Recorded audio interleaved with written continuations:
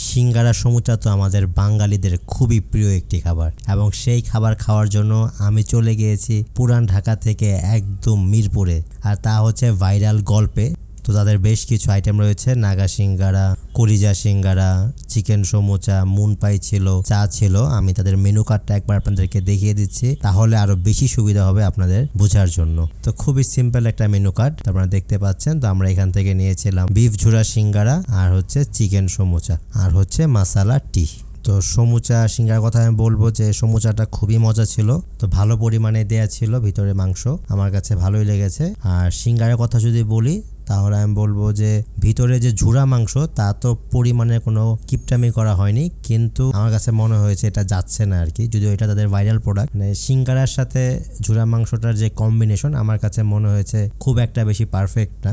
আর চায়ের কথা বলবো যে অবশ্যই চাটা তো খুবই মজা ছিল, এলাচেরও একটা ফ্লেভার পাচ্ছিলাম, তো খারাপ লাগেনি, মোটামুটি ভালো লেগেছে। তবে যারা আশেপাশে থাকে তাদের জন্য এটা ভালো বলা যায়, মানে দূর থেকে এসে এখানে খেতে হবে এরকম কোনো কারণ আমার কাছে মনে হয়নি। তো আজকে ভিডিওতে এখানে বিদায় নিচ্ছি, দেখা হবে পরবর্তী ভিডিওতে। আসসালামু আলাইকুম সবাইকে।